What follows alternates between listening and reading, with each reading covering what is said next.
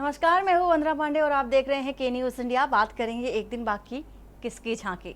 लोकसभा चुनाव रिजल्ट से पहले आम जनता की जेब पर महंगाई का एक और बोझ बढ़ गया है। गुजरात मिल्क मार्केटिंग फेडरेशन ने अमूल दूध की कीमत प्रति लीटर 2 रुपए बढ़ाने का ऐलान किया है और अमूल की बढ़ी हुई कीमतें आज से लागू हो जाएंगी। नई कीमत के मुताबिक अमूल गोल्ड 500 ml की कीमत 32 रुपए से बढ़कर 33 रुपए हो गई है और अमूल गोल्ड 1 लीटर की कीमत 66 रुपए हो गई है। पहले इसकी कीमत 64 रुपए प्रति लीटर थी और इसी तरह अमूल ताजा 500 ml की कीमत 26 से बढ़कर के 27 रुपए हो गई है। अमूल शक्ति 500 ml की कीमत 29 रुपए से बढ़कर 30 रुपए हो गई है और ताजा छोटे पाउच की अगर बात कर लें तो छोड़ करके इसको सभी के दाम 2 रुपए प्रति लीटर बढ़ा दिए गए हैं। वहीं बात कर रहे हैं चुनाव को लेकर के, एग्जिट पोल भी सामने आ चुके हैं। चुनाव नतीजे से पहले आए एग्जिट पोल पर कांग्रेस की पूर्व अध्यक्ष सोनिया गांधी से सवाल किया गया तो उन्होंने 4 जून को आने वाले नतीजों का यानी कि कल आने वाले नतीजों का इंतजार करने को कहा। सोनिया ने कहा कि बस आप इंतजार करें और देखें कि सोनिया गांधी कह रही हैं कि क्या कुछ आता है वो 4 जून के बाद क्लियर हो जाएगा। सोनिया गांधी ने करुणानिधि की जन्म शताब्दी पर उन्हें श्रद्धांजलि देने के लिए दिल्ली में डीएमके ऑफिस पहुंची थी और यहीं पर उनसे एग्जिट पोल पर एनडीए को बहुमत दिए जाने के बारे में पूछा गया तो उन्होंने अपना जवाब दिया। इससे पहले राहुल गांधी ने भी एग्जिट पोल के सवाल पर जवाब दिया था जिसकी चर्चा हो रही है। कांग्रेस नेता राहुल गांधी से जब एग्जिट पोल को लेकर सवाल किया गया तो उन्होंने कहा है कि ये एग्जिट पोल नहीं, ये उनका फैंटेसी पोल है। जब उनसे इंडिया गठबंधन की सीटों की संख्या के बारे में पूछा गया तो उन्होंने कहा कि क्या आपने सिद्धू मूसेवाला का गाना 295 सुना है। 295। वही निर्वाचन आयोग की बात कर ले तो मतदान खत्म होने के बाद प्रेस कॉन्फ्रेंस भी आयोजन करने जा रहा है और शायद ऐसा पहली बार ही हो रहा है कि जब निर्वाचन आयोग की प्रेस कॉन्फ्रेंस होने जा रही है और इसी की तरफ से मीडिया को भेजे गए आमंत्रण में कहा गया है कि लोकसभा चुनाव 2024 पर आयोग द्वारा प्रेस कॉन्फ्रेंस का आयोजन किया जा रहा है। तो ये तमाम बड़ी बातें हैं और तमाम बड़ी बातों को लेकर के आज हम चर्चा करेंगे। एक और जहां महंगाई है, जैसे ही चुनाव खत्म हुआ वैसे ही महंगाई की मार एक बार फिर से जनता को झेलना पड़ रहा है। वहीं सबसे बड़ी बात कि अभी कुछ ही देर बाद 12:30 बजे के तकरीबन इलेक्शन कमीशन एक प्रेस कॉन्फ्रेंस भी करेगा। ये पहली बार बताया जा रहा है कि पहली बार है जो चुनाव के बाद खुद चुनाव आयोग वो जो प्रेस कॉन्फ्रेंस करने जा रहा है। कल की तैयारी क्या है इसको लेकर के भी चर्चा करेंगे। तमाम मेहमान भी हमारे साथ हैं। संदीप मिश्रा जो कि संवाददाता लखनऊ से हमारे साथ जुड़ चुके हैं। श्वेता दुबे, संदीप हमारे साथ जुड़ेंगे अभी थोड़ी देर में और श्वेता दुबे बीजेपी नेता हैं। एचएन उपाध्याय कांग्रेस प्रवक्ता है। मनोज ध्यानी चुनाव विश्लेषक हैं। आप सभी मेहमानों का बहुत बहुत स्वागत है और इसी के साथ साथ आप सबसे हम चर्चा करेंगे, लेकिन उससे पहले आपको सुनाएंगे कि सोनिया गांधी ने क्या कहा। We have to wait, just wait and see. Well, we are very hopeful that our results are completely the opposite of what the exit poll is saying.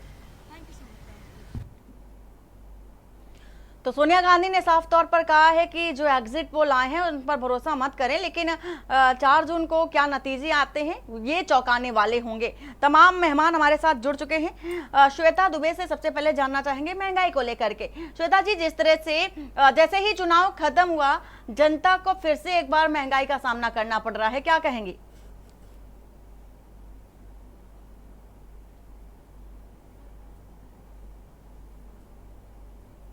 है तो बढ़ाना ही पड़ेगा। 2 रुपए बढ़ाए गए हैं अमूल दूध पर और निश्चित रूप से जब बड़ा हमारा विजन होगा तो छोटे मोटे मतलब इसे कहना चाहिए कि हम सब देशवासियों को कुछ कठोर कदमों के लिए, कुछ कठोर निर्णयों के लिए तैयार होना ही पड़ेगा, तभी हम विकसित भारत 2047 तक पहुंच पाएंगे। श्वेता जी, जिस तरह से आप कह रही हैं कि कठोर निर्णयों का सामना करना पड़ेगा और कठोर कदम उठाने ही पड़ते हैं, तो क्या ये कठोर कदम इंतजार किए जा रहे थे उठाने के लिए कि जैसे ही चुनाव खत्म हो वैसे ही ऐसे जो जनता के रूप में कहा जाए कि सदमे हैं दे दिए जाए?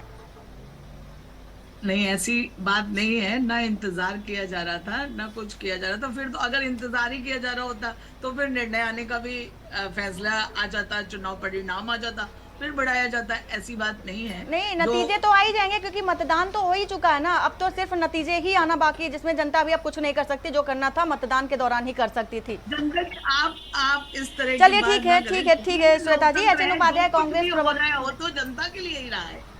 ठीक है, ठीक ऐसा है, नहीं अब हम जनता के 5 लिए हो साल रहा है। बाद ठीक है, नजर जनता आएंगे ही कि महंगाई की जनता मार को लेकर के देखेंगे। बहिष्कार की जो खबरें थी वो भी सामने आई थी। एचएन उपाध्याय कांग्रेस प्रवक्ता है। एचएन उपाध्याय जी, आप क्या कहना चाहेंगे?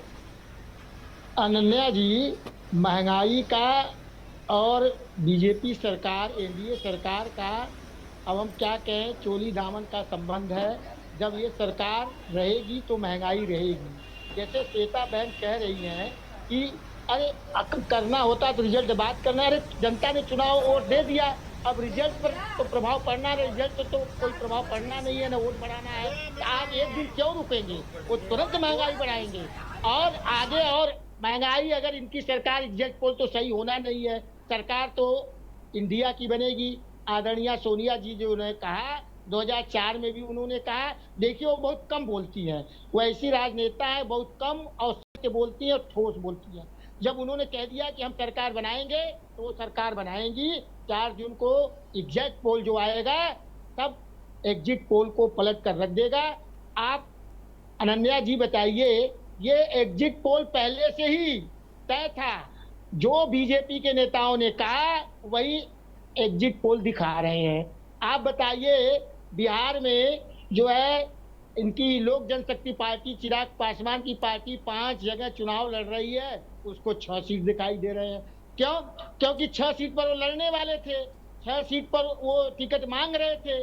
उसी समय इन लोगों ने एग्जिट पोल को डेटा काल्पनिक करके फिट कर दिया था। कई जगह ऐसा है चुनाव, तमिलनाडु में कांग्रेस 8 जगह ही लड़ रही है या 9 जगह, उसको 13 सीट दिखाई दे रहे हैं। इस एग्जिट पोल पर आप कहां भरोसा कर रही हैं? एग्जिट पोल आने दीजिए कल, और हम सरकार बना रहे हैं। न्यूनतम हमारी सीट, अगर एग्जिट पोल आपके नजरिए से आता तो क्या वो सही था? लेकिन अब जो कि एग्जिट पोल जो है वो अपोजिट आ रहा है, तो आपको इसमें सवाल क्यों आप इसमें खड़ा कर रहे हैं? अनन्या जी, एग्जिट पोल अनन्या नहीं है सर, वंदना बोल रही हूँ। हम इंतजार करते। ये पूरी जमीन पर हम लोग देखे हैं, जनता एकदम महंगाई से, बेरोजगारी से त्रस्त है। हमारे नेताओं की रैलियों में अपार भीड़, स्वतः स्फूर्त भीड़ थी, और वो कहाँ चली जाएगी भाई? ये हम तो नहीं देखते कहीं पर फील्ड में कि ये जो है सर्वे कर रहे हैं लोग, न हमारे जानकारी वाले एक भी बताए। सर्वे ये काल्पनिक है, मनगढ़ंत है। जैसा कि आदरणीय राहुल जी ने कहा, मोदी पोल है, ये मोदी जी का पोल है, वो काल्पनिक है, उन्होंने फिट कर दिया है हम लोग को हतोत्साहित करने के लिए। लेकिन हम लोग आदरणीय राहुल गांधी जी के सिपाही हैं, हम लोग हतोत्साहित होने वाले नहीं हैं। कल डट कर मतगणना कराएंगे, शाम तक इंडिया गठबंधन की सरकार बनाएंगे और इनका सब धरा का धरा रह जाएगा। चुनाव आयोग निष्पक्षतापूर्ण मतगणना कराए, हम लोगों की यही आशा है, विश्वास है, आकांक्षा है। और हम लोग सजग होकर काउंटिंग करवाएंगे और हमारी सरकार हमारी बन रही है। 300 के ऊपर सीट हम लोग चुनाव में जीतने जा रहे हैं। एग्जिट पोल पर हम लोग भरोसा नहीं करते हैं। ये एग्जिट पोल आप देख ही रही हैं, एक ही जो वोट का प्रतिशत है वही प्रतिशत सबका है, और सीट का भी वही सब लोग दिखाई दे रहे हैं, और कहीं पर तारतम्य भी नहीं है। जहां पर जो चुनाव जितनी संख्या नहीं लड़ रही है उसको उससे भी अधिक सीट दिखाई दे रहे हैं। बताइए, इस पर प्रश्न चिन्ह लग रहा है कि नहीं लग रहा है? तो इसमें कोई एग्जिट पोल पर कोई भरोसा नहीं किया जा सकता है। चलिए ठीक है एचएन उपाध्याय जी, चलिए ठीक है, कल तो सारा ही जो मसला है क्लियर हो जाएगा कि किसकी सरकार बन रही है, किसकी नहीं बन रही है। संदीप हमारे साथ है, संदीप मिश्रा लखनऊ से हमारे साथ है, संवाददाता। संदीप, कल चूंकि अब काउंटिंग होनी है कल, और कल ही निर्णय आ जाएगा, नतीजा आ जाएगा। अगर काउंटिंग स्थल की बात कर ली जाए तो किस तरह की सुरक्षा व्यवस्था के इंतजाम किए गए हैं? क्योंकि काउंटिंग स्थल पर सवालों की अगर बात कर ली जाए तो बौछार हमेशा से ही पड़ती रही है।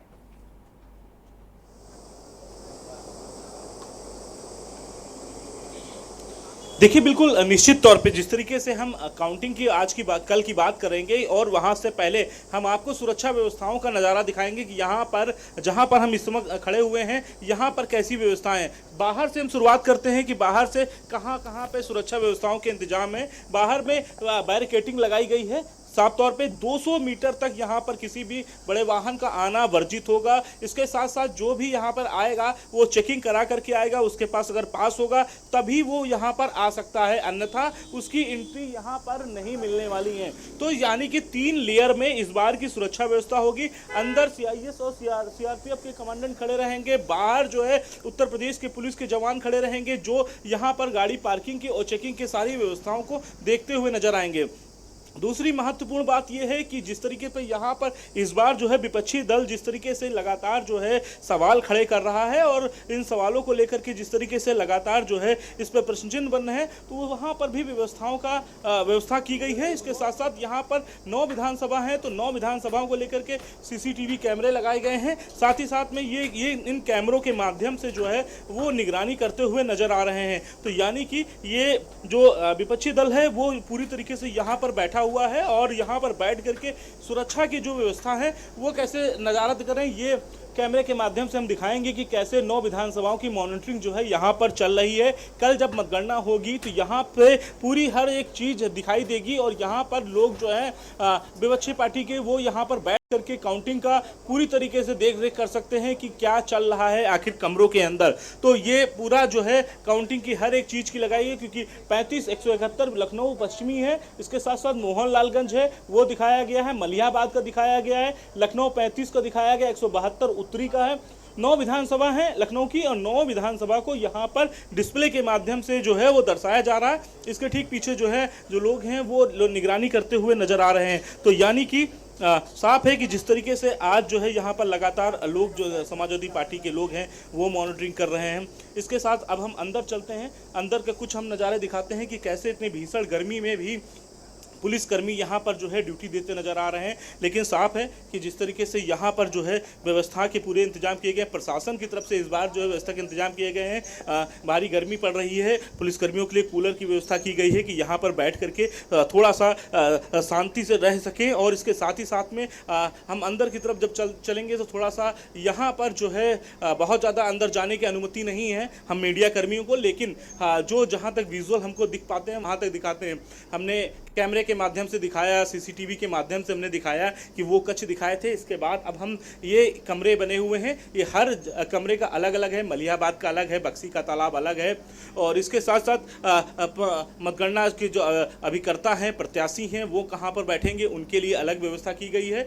और ये जो बॉक्स रखे हैं, इन्हीं बॉक्सों में EVM की जो कैद थे वो यहाँ पर कैद हैं। यानी कि EVM की जो जब खुलेंगे ये बॉक्स खुलेंगे तो चीज़ें निकल के सामने आएंगी कि कौन सा प्रत्याशी, क्योंकि लखनऊ की ये 2 महत्वपूर्ण सीटें हैं जहां पर एक तरफ राजनाथ सिंह लड़ रहे हैं तो दूसरी तरफ कौशल किशोर जो है यहाँ से जो है पर्चा दाखिल किए यहाँ से लड़ रहे हैं। तो हर तरीके की व्यवस्था की गई है, अंदर से हो बाहर हो, तरह तरह की प्रशासन की तरफ से जो व्यवस्थाएं हैं वो देखने को मिल रही हैं। जी बिल्कुल संदीप, जो किस्मत कही जा सकती है प्रत्याशियों की ईवीएम में कैद हो चुकी है और जो किस्मत है इसका पिटारा कल खुलता नजर आएगा। समय क्या रहेगा जब काउंटिंग होगी संदीप?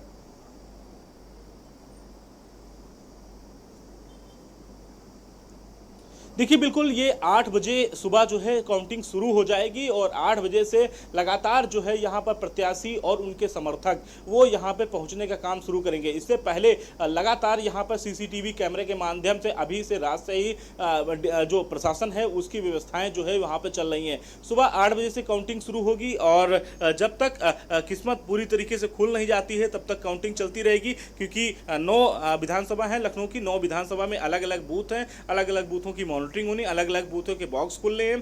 तो तरह तरह की व्यवस्थाएं जो हैं वो की गई हैं। साथ इसके हम बात करें तो 2 लोकसभा सीटें हैं जहां पर राजनाथ सिंह और कौशल किशोर जो यहां से उम्मीदवार हैं वो यहां पर चुनाव जो है लड़ते नजर आ रहे हैं। इसके साथ साथ विपक्षी पार्टियों की अगर बात करते हैं तो रविदास मल्होत्रा हैं लखनऊ से जो कि राजनाथ सिंह के सामने से जो चुनाव लड़ रहे हैं। इसके साथ हम तो ये व्यवस्थाएं हैं यहाँ पर इस बार की प्रशासन की तरफ से। प्रशासन ने इस बार जो है सख्त कदम उठाए हैं, 3 लेयर बनाए हैं, 3 लेयर की सुरक्षा व्यवस्था है। इसके साथ सीसीटीवी लगाए गए हैं, सीसीटीवी के माध्यम से निगरानी की जा रही है। साथ में जो अतिरिक्त पुलिस बल है, फोर्स बल है, जो उत्तर प्रदेश की पुलिस है, वो यहाँ पर काम करती नजर आएगी। और फिर हम अगर बात करते हैं तो मॉनिटरिंग सेल बनाया गया है, जहाँ पर लगातार वो प्रत्याशियों की मॉनिटरिंग होगी और जो व्यवस्थाएं हैं उनका जायजा अधिकारी जो है वो मौके पे आकर के लेते नजर आएंगे, क्योंकि लगातार यहाँ पर जो है वो पहुंचेंगे, अधिकारी यहाँ पे लगातार मॉनिटरिंग करेंगे। किसी भी व्यक्ति को बिना यहाँ पे जांच पड़ताल किए बिना यहाँ से नहीं अंदर एंट्री दी जा रही। उसके पासेस चेक किए जाएंगे, उसके कार्ड चेक किए जाएंगे, तब जाकर के उसको यहाँ पे एंट्री अनुमति मिल पाएगी, अन्यथा वो बाहर ही खड़ा रहेगा। यहाँ पर इस वक्त हम खड़े हैं, यहीं तक केवल सामान्य व्यक्ति जो है यहाँ तक आ सकता है और इसके सामान्य व्यक्ति यहाँ से 200 मीटर तक रह सकता है, जिसके पास कोई पास वगैरह नहीं है। जिसके पास पास है वो यहाँ तक इस जगह तक मौजूद हो सकता है। यहाँ पर जो है वो आकर के इन टीवी के माध्यम से वो देख सकता है कि आखिर अंदर चल क्या रहा है, किस तरीके से काउंटिंग अंदर जो है चल रही है। बिल्कुल संदीप, देखा भी जा रहा है कि सीसीटीवी कैमरे पूरी तरह से तैनात कर दिए गए हैं। यहाँ पर एंट्री नहीं होगी, उसको 200 मीटर दूर जो है जो रोक दिया जाएगा। बिल्कुल संदीप, सीसीटीवी कैमरे की निगरानी में पूरा कार्य होगा और देखा भी जा रहा है कि जो इंतजाम होने चाहिए वो पूरी तरह से कर लिए गए हैं। कल का समय होगा जब मतगणना होगी और इसके बाद ही क्लियर हो जाएगा कि आखिर कौन वो है जो अब कुर्सी संभालता नजर आएगा। चुनाव विश्लेषक हैं मनोज ध्यानी हमारे साथ। मनोज जी, जिस तरह से ये देखा जा रहा है कि अभी अब से कुछ ही देर बाद चुनाव आयोग जो है प्रेस कॉन्फ्रेंस करने जा रहा है। माना जा रहा है कि इतिहास में पहली दफा है जब प्रेस कॉन्फ्रेंस करने जा रहा है चुनाव आयोग, काउंटिंग से पहले और मतदान से पहले, मतदान के बाद।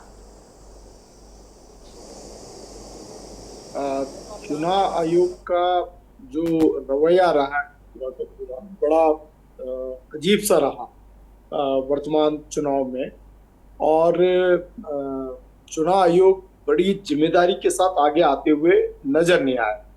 खासकर अगर फॉर्म 17C के मामले में चुनाव आयोग ने कभी भी ये विश्वास देने की कोशिश नहीं की कि समय पर डाटा पब्लिक को उपलब्ध करा दिया जाए, आम जन को उपलब्ध कराया जाए।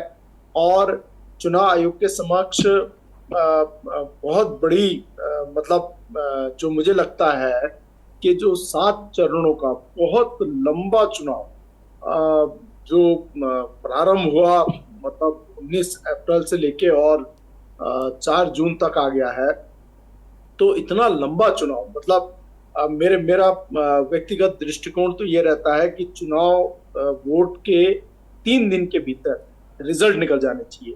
और भारत में एक साथ चुनाव होता और एक साथ चुनाव होकर 3 दिन के भीतर रिजल्ट निकल जाए तो दी बेस्ट चुनाव माना जाएगा। तो 7 चरणों में चुनाव जो है पहले ही बड़ा पेचीदा रहा और इतने लंबे समय तक स्ट्रॉन्ग रूम्स में रखना, जिस तरीके की ईवीएम मशीन्स का बहुत सारी चीजें जो है मतलब मैनिपुलेशंस की दिक्कत जो है ड्यूरिंग ट्रांजिट और ड्यूरिंग स्टोरेज ये बनती है।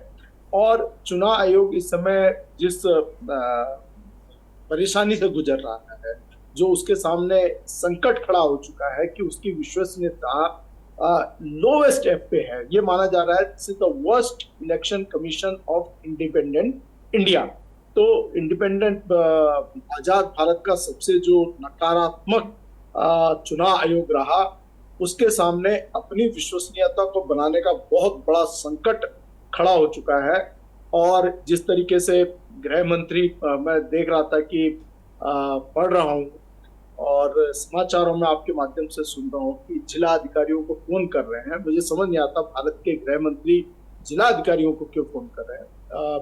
चीफ सेक्रेटरीज को एक बारी बात समझ आ सकती थी या गृह सचिवों की बात हो सकती, लेकिन डायरेक्टली जिला अधिकारियों को फोन करना, रिटर्निंग ऑफिसर्स को फोन करना, मतलब ऐसा क्या है दबाव जो चुनाव आयोग में हो रहा है और चुनाव आयोग मतलब किस तरीके से कार्यवाही कर रहा है, वो एक प्रश्न चिन्ह लगा रहा है।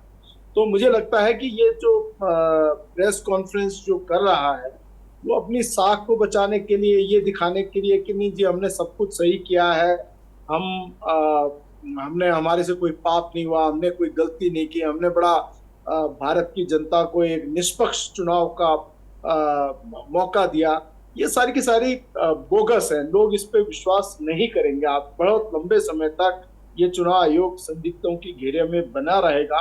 और मुझे लगता है कि देखा जाए कि जो काउंटिंग जो होने वाली है 4 तारीख को, ये बहुत बड़ी जिम्मेदारी है। अगर चुनाव आयोग इस पड़ाव में भी कम से कम अपनी डिग्निटी के साथ खड़ा हो जाए और बिल्कुल एक लेवल प्लेइंग फील्ड प्रोवाइड करे, अनबायस्ड रूप में कार्य करे, जो फॉर्म जो 17C के साथ 17A का जो है फॉर्म वगैरह जो डाटा रिलीज करना है, या पहले पोस्टल बैलेट्स होने चाहिए, उसके बाद वोटिंग से बाकी वोट्स के काउंटिंग पे आना चाहिए, और जो VVPAT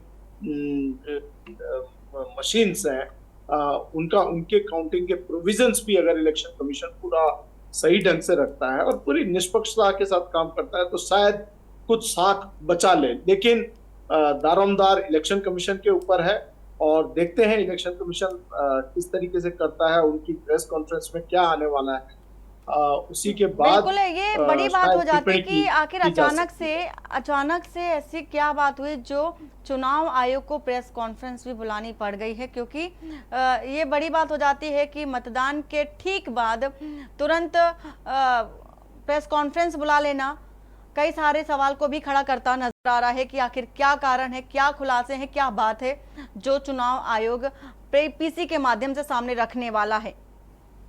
नहीं, मुझे लगता है कि वो ये बताएगा कि हमने पूरे प्रबंधन कर दिए हैं, हमारे कितने काउंटिंग सेंटर्स हैं, उसमें किस तरीके की व्यवस्थाएं रहेंगी, क्या प्रोसेस रहेगी, उसको वो बताना चाहेंगे। लेकिन ये प्रोसेस बताने का नहीं है, ये ऑलरेडी प्रोसेस में है। और जो पॉलिटिकल पार्टीज और जो इंडिपेंडेंट कैंडिडेट्स जो होंगे जिन्होंने चुनाव लड़ा है, उन्होंने अपने अपने चुनाव एजेंट्स जो हैं, जो विभिन्न संसदीय क्षेत्र हैं, उनके जितनी विधानसभा भीतर जितनी विधानसभाएं हैं, उसके हिसाब से अगर वो अलग अलग जगह पे है या एक ही जगह पे काउंटिंग हो रही है तो पूरे नॉमिनेट कर दिए होंगे, वो सारे उनके पासेस अलाउड हो गए होंगे, उसके टाइमिंग्स बता दिए गए हैं उनको, और वहां पर क्या किस प्रकार का सुरक्षा जाम उन्होंने बनाया है, उसके बारे में वो बात करेंगे। तो वो that is already in the place. The question is कि वो अनबायस्ड रूप में क्या करेंगे। तो मुझे एक जो लगता है कि इस प्रेस कॉन्फ्रेंस से एक जरूर थोड़ा हल्का एक तेवर दिखाने की जरूर कोशिश करेगा election commission political parties, political candidates की, जी हम नॉनसेंस जो है वो उसे बर्दाश्त नहीं करेंगे। लेकिन ये चुनाव प्रारंभ होने से पूर्व तीनों के तीनों चुनाव आयुक्त बैठे थे और उस समय बहुत बड़ी बड़ी बातें की गई थी कि लेवल प्लेइंग फील्ड होगा, जात पात धर्म संप्रदाय इन पे डिस्कोर्स नहीं आना चाहिए, इलेक्शन का डिस्कोर्स नहीं आना चाहिए। लेकिन बिल्कुल मनोज जी, प्रत्यक्षम किम प्रमाणम, ये तो साक्षात होता नजर आया है। क्या इंतजाम किए गए थे चुनाव आयोग की ओर से, जनता को क्या क्या दिक्कतों का सामना करना पड़ा और क्या व्यवस्थाएं की गई थी, ये सारी ही चीजें प्रत्यक्ष रूप से सामने थी। अगर इस पर चर्चा करते हैं तो देखने वाली बात होगी क्या इससे अलग भी इलेक्शन कमीशन बात करने वाला है। श्वेता दुबे जो कि बीजेपी नेता हैं वो भी हमारे साथ हैं। श्वेता जी, अब चूंकि आज हम कई जो विषय हैं उस पर एक साथ चर्चा करें, क्योंकि दिन आज का बेहद अहम है और एक दिन पहले का दिन है काउंटिंग के, तो इसलिए चर्चा होना जरूरी भी है। अब बात आपसे कर रहे थे महंगाई की, क्योंकि दो चीजों को जो प्रमुख रूप से सामने आ रही है, बुनियादी जो चीजें होती हैं महंगी हो गई हैं। 4 पर चर्चा तो हो रही है लेकिन जनता के खर्चे पर बात नहीं हो रही कि जनता का खर्चा बढ़ा दिया गया है। 4 जून की बात हो रही है कि कल काउंटिंग होगी और एग्जिट पोल भी, चूंकि एग्जिट पोल जो है आपके पाले में आते नजर आ रहे हैं, आपके पक्ष में आते नजर आ रहे हैं, इसलिए सवाल आपसे बनता है। कह रही है बिल्कुल आपके बस पक्ष में आ रहे हैं, इसलिए आपसे सवाल बनता है। हमारे कांग्रेस के प्रवक्ता जी ने कहा कि ये सब फेक है और कांग्रेस की गवर्नमेंट आ रही है। तो जब कांग्रेस की गवर्नमेंट आ रही है तो बस ये फिर 2 दिन की प्रॉब्लम है, परसों तो ये आ ही जाएंगे ना। एग्जिट पोल की बात हो रही, तो महंगाई एग्जिट सब खत्म हो जाएगी। पोल विपक्ष माने ना माने, विपक्ष का कहना है कि एग्जिट पोल तो आपके पक्ष में आ रहे हैं, ये बनावटी है, मानते हैं, लेकिन जो आ रहे हैं मूल रूप से जो आ रहे हैं वो आपके पाले में आ रहे हैं। तो जब तक, तो इसके लिए महंगाई जो बढ़ी है, एन वक्त पर जैसे ही मतदान पूरा हो गया वैसे ही महंगाई का जो तड़का था जनता की जेब पर लगता नजर आ रहा है। किस बात का इंतजार था? और जनता के खर्चे पर बात नहीं हो रही कि जिस चीज को लेकर के बहिष्कार हुआ था, जिस चीज को लेकर के विरोध हुआ था, उसी चीज का दोबारा से सामना अब जनता को फिर से करना पड़ रहा है। तो क्या नया कर दिया है? कब हुआ था विरोध? और दूसरी बात, जब तस्वीरें आई थी सर, तस्वीरें तो सामने नजर आ रही थी। आएंगे तो आज जो सबसे प्रायोरिटी बेसिस पे चीज हमारे सामने है चुनाव परिणाम, तो आज हम चुनाव परिणाम पर बात ना करके महंगाई पर करने लगे। मैंने मतलब पहले ये कैसा श्वेता जी, मैंने करने की पहले जरूरत आपके बोलने से पहले मैंने पहले ही बोल दिया था कि आज का दिन बेहद अहम है, चूंकि कई विषयों पर चर्चा एक साथ कर रहे हैं, इसलिए आपको ये कहने की जरूरत नहीं है। देखिए, जब पहले सरकार तो बनने दीजिए, आगे हम कदम उठाएंगे ना कि हम महंगाई को रोकने के लिए क्या करेंगे, हमारा नया विजन क्या है, हम जनता के लिए क्या लेकर आ रहे हैं। थोड़ा इंतजार करें। चलिए ठीक है, और सब ठीक है। कुछ आपके सामने क्रिस्टल क्लियर रूप से स्पष्ट दृष्टिगोचर होगा। और यही बात अभी हमारे मनोज जी कह रहे थे, ये मुझे ये नहीं समझ आ रहा है कि ये कौन सा नया ट्रेंड चल गया है कि हम हर संवैधानिक संस्था की स्वायत्ता पर, उसकी सच्चाई पर प्रश्न उठाने लगे हैं। अगर विपक्ष के मन की बात नहीं होती है, अगर कोई बात ऐसी होती है जो संवैधानिक संस्थाओं के द्वारा नहीं माना जाता है, तो सीधे सीधे उसके ऊपर क्वेश्चन मार्क पुटअप कर दिया जाता है। ये क्यों है? क्या हम अपनी ही संवैधानिक संस्थाओं को कमजोर कर रहे हैं? क्या हम उनकी नींव को कमजोर करने की कोशिश कर रहे हैं? हम क्या करने की कोशिश कर रहे हैं, जरा इस पर भी हम विचार करें। ठीक है, ठीक है। एचएन उपाध्याय कांग्रेस प्रवक्ता हमारे साथ लगातार जुड़े हुए हैं। एचएन उपाध्याय जी, अब चूंकि अब राहुल गांधी के बयान को लेकर के भी एक चर्चा कर ही लेते हैं। सिद्धू मूसेवाला के गाने को लेकर के राहुल गांधी ने साफ तौर पर कहा कि सिद्धू मूसेवाला का जो गाना था 295 पर ज़्यादा ही उन्होंने फोकस किया था। 295 एक गाना है, लेकिन इस डिजिट पर उन्होंने ज़्यादा फोकस किया था। क्या है इस डिजिट का मायना? वंदना जी, हमारे जो घटक दल हैं उन्होंने अपनी जनता की रिपोर्ट के आधार पर, जनता की पोल के आधार पर जो मीटिंग हुई थी 1 तारीख, उसमें सब लोगों ने अपनी अपनी संख्या बताई। उसके आधार पर वो संख्या 295 निकल रही थी न्यूनतम, उसी को आदरणीय राहुल जी ने 295 सीट कहा। ठीक है, अपने कहने का तरीका है। उन्होंने उसको एक फुट देने के लिए सिद्धू मूसेवाला के गीत का सॉन्ग का नाम ले लिया था। अब ये तो नहीं ने कहा, जैसे कि आदरणीय मोदी जी कहते हैं कि वो 400 पार, तो हमने ऐसे ही कह दिया था मानसिक रूप से। अरे मानसिक रूप से ही आप, अरे ऐसे नहीं कह दिया था। अभी आप देखिए 400 पार हो रहे हैं, फिर आप सिद्धू मूसेवाले का गाना देखिए श्वेता जी, आप 200 पार नहीं हो रही, 140 सीट आएगी। भाई साहब, आप गाने और ढूंढ लीजिए कौन कौन से सुन रहे हैं। नहीं श्वेता जी, और क्या क्या देखिए ये बीच में न बोलिए राजनेता के बयान है। श्वेता,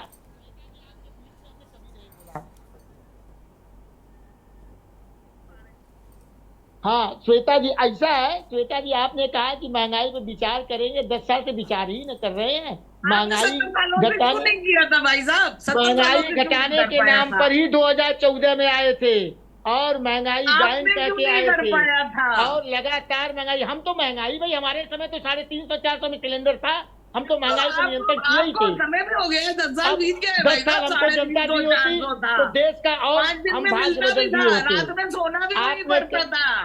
श्वेता जी, भाई साहब, पूरे दिन हम याद नहीं करना कहते हैं।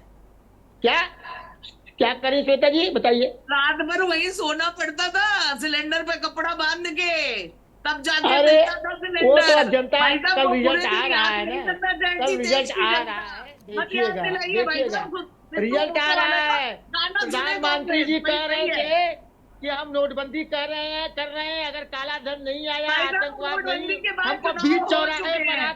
आप ये लोगों की बीच सुई चौराहे एक ही पर जगह बुला पर कर अटकी हमको हुई आप है। जो सजा क्योंकि देंगे कहीं स्वीकार चीज करेंगे। नहीं है कुछ कहाँ आपके सजा पास दी? कहने के और लिए। श्वेता जी, आपने कहा संवैधानिक संस्थाओं की विश्वसनीयता की बात, आपने खुद कहा भाई संवैधानिक साहब, ये संस्था को कांग्रेस एकदम नहीं गिरवी, बोल पाएगी जिसने इमरजेंसी लागू संवैधानिक किया, संस्थाओं को जिसने बीजेपी 80 सरकार ने संशोधन गिरवी किए हैं बना दिया संविधान है। में, वो आज ईडी हो, संविधान सीबीआई बचाने हो, निकले हैं। इनकम टैक्स हो, शर्म की बात ये है भाई चुनाव साहब, आयोग शर्म की सब बात अपने है। मन से जो भाजपा सरकार कहती है वही ये लोग करते हैं। संवैधानिक संस्थाओं की बात, ईडी के छापा आप कितने लोगों विरोधी का कल जो शुरू नेताओं पर होने पड़े। वाला था ईवीएम अरे पर होना, श्वेता जी, ये उसकी श्वेता पृष्ठभूमि है, ये उसकी प्रस्तावना है श्वेता भाई जी, साहब। आप बताइए ईडी के यही छापा, होने वाला है। ईडी के छापा कितने भाजपाइयों पर पड़े?